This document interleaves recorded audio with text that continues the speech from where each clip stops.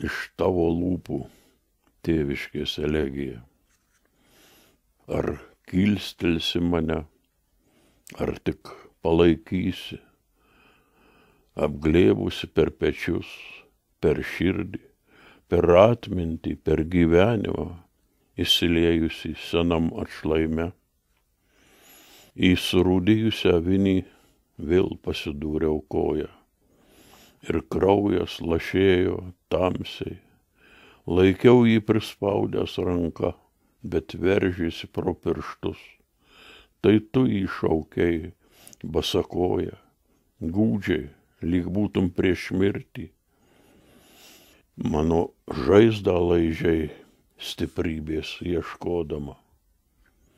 Vėjas, pažemė vėjas, į Nemuną, į tą pusę, ten valtis neprirakinta.